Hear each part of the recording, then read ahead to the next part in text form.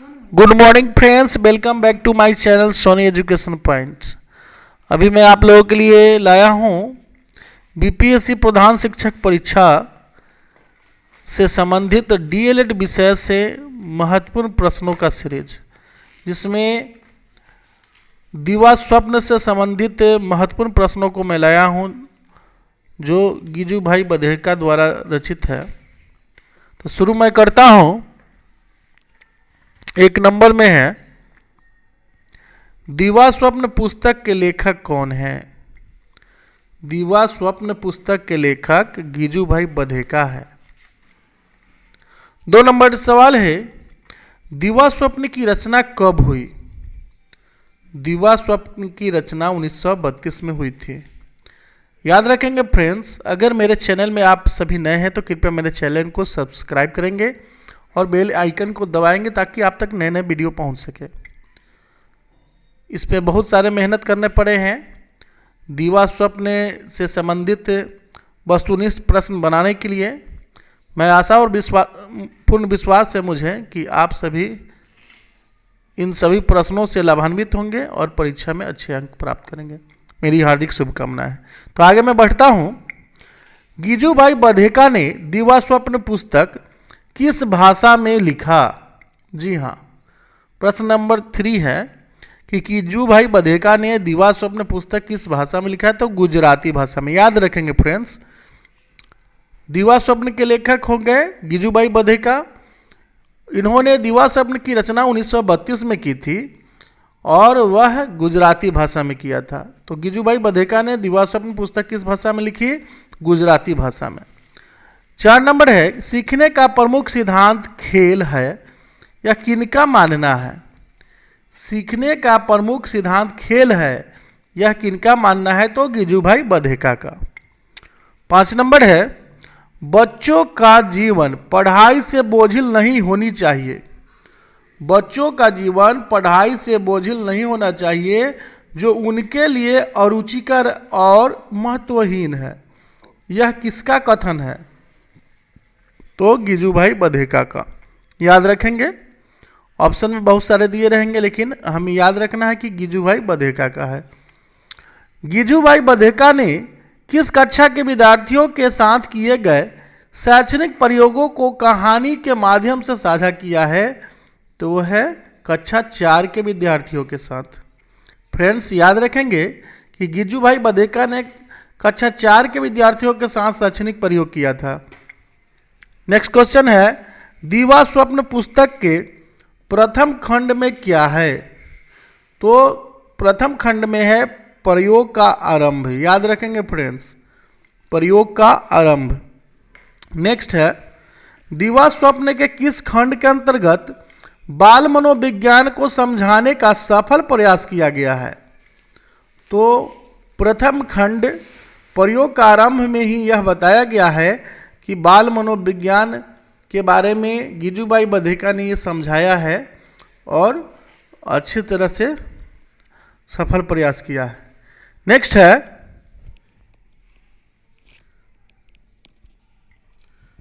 Next प्रश्न है, किसने कहा कि बालक के इच्छाओं और जिज्ञासाओं को जानकर उसी के अनुसार शिक्षक को कक्षा शिक्षण के लिए शिक्षण नीति तैयार करनी चाहिए ताकि कक्षा शिक्षण को सहज और अरुचिकर बनाया जा सके? तो उसका उत्तर है गिजू भाई बधेका ने।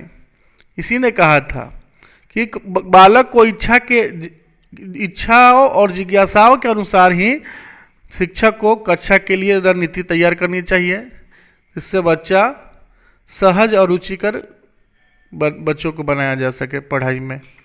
नेक्स्ट है, शिक्षा संबंधी केंद्रीय परामर्श।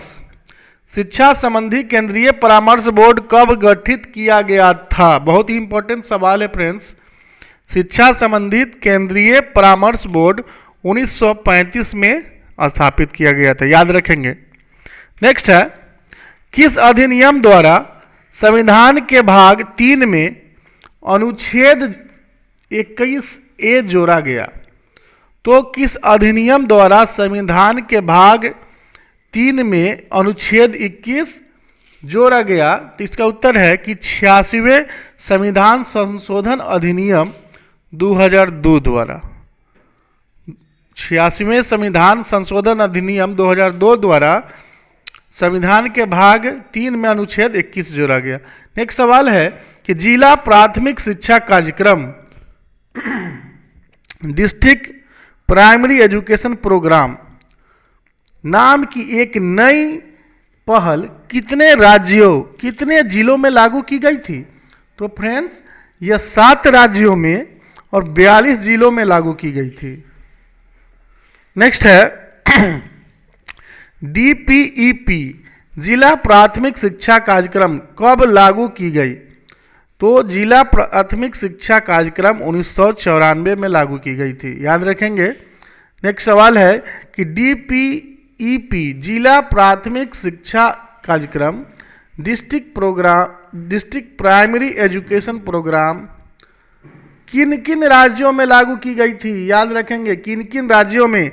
तो मध्य प्रदेश, असम, कर्नाटक, हरियाणा, महाराष्ट्र, तमिलनाडु और केरल, ये 7 राज्यों में लागू की गई थी। नेक्स्ट क्वेश्चन है किसने कहा था कि शिक्षा का कार्य मात्र जीवन यापन की क्षमताएं और दक्षताएं प्रदान करना नहीं है, अपितु बालक में निहित सृजनात्मकता का विकास करना है? तो रविन्द्रनाथ टैगोर ने कहा था। फ्रेंड्स याद रखेंगे किसके शिक्षा सिद्धांत स्वतंत्रता, आत्मनिर्भरता, सृजन और स्वानुशासन की बुनियाद पर टिके हैं?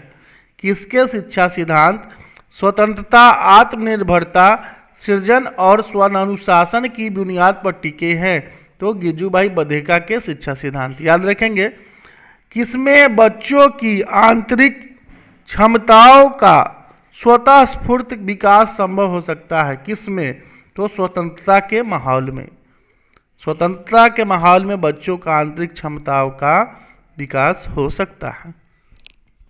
नेक्स्ट प्रश्न है कहानी और खेल को कौन आदि शिक्षा के रूप में देखते हैं? कहानी और खेल को कौन आदि शिक्षा के रूप में देखते हैं? तो है गिजुभाई बधेका। नेक्स्ट सवाल है दीवा स्वप्न क्या है? दीवा स्वप्न किसी अध्यापक की डायरी सरीखी है, यानी डायरी है। दीवा स्वप्न में कितने खंड है? तो दीवा स्वप्न में फ्रेंड्स 4 खंड है। प्रथम खंड में है प्रयोग का आरंभ, द्वितीय खंड में है प्रयोग की प्रगति, तृतीय खंड में है 6 महीनों के अंत में, और चतुर्थ खंड है अंतिम सम्मेलन। तो दीवा स्वप्न में कुल 4 खंड है, याद रखेंगे। दीवा स्वप्न को किस खंड के अंतर्गत शिक्षक द्वारा किए गए प्रयोगों का सकारात्मक प्रभाव देखने को मिला? याद रखेंगे फ्रेंड्स कि सकारात्मक प्रभाव जो मिला, गिजुभाई बधेका ने जो प्रयोग किया था, तो वह खंड तृतीय खंड के अंतर्गत शिक्षक द्वारा किए गए प्रयोगों का सकारात्मक प्रभाव देखने को मिला। नेक्स्ट क्वेश्चन देखेंगे। अगर मेरे चैनल में नए हो तो कृपया मेरे चैनल को सब्सक्राइब कर लेंगे फ्रेंड्स, ताकि आप तक इसी प्रकार की वीडियो पहुंच सके। नेक्स्ट क्वेश्चन देखिए। नेक्स्ट है कौन आदर्श प्राथमिक शिक्षा की आधारशिला की नींव रखती है? कौन आदर्श प्राथमिक शिक्षा की आधारशिला की नींव रखती है? तो फ्रेंड्स वो है दीवा स्वप्न। किस खंड के अंतर्गत शिक्षक के प्रयोग की यात्रा एक सार्थक मंजिल तक पहुंच चुकी थी?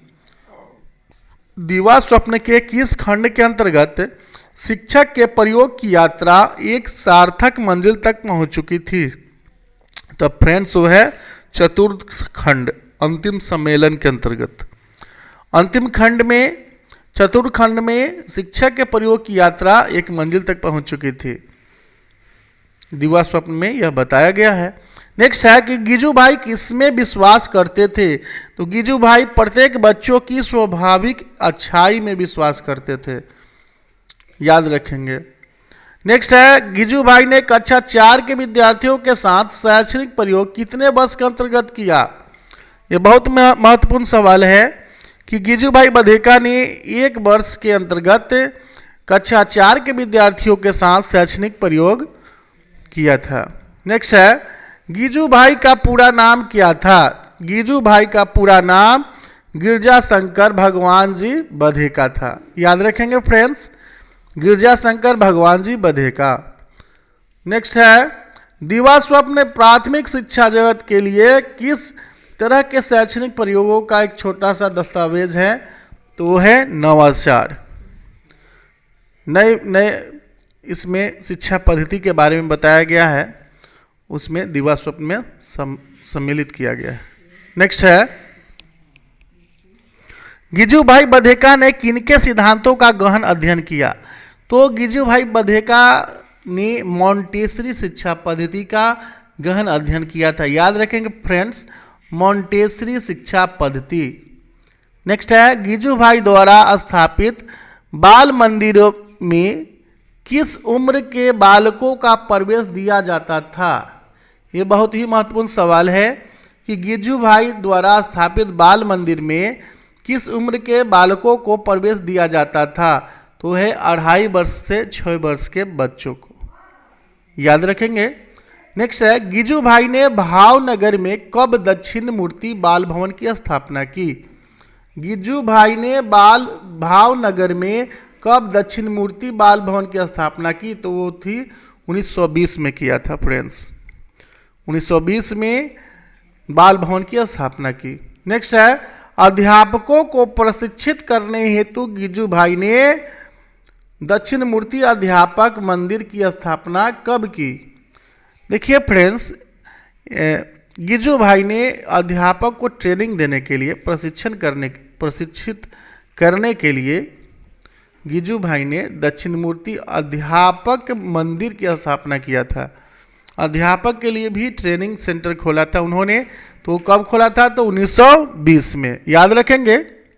नेक्स्ट है कि किस पोशाक को पहनने से गिजू भाई ने बच्चों को मना किया था?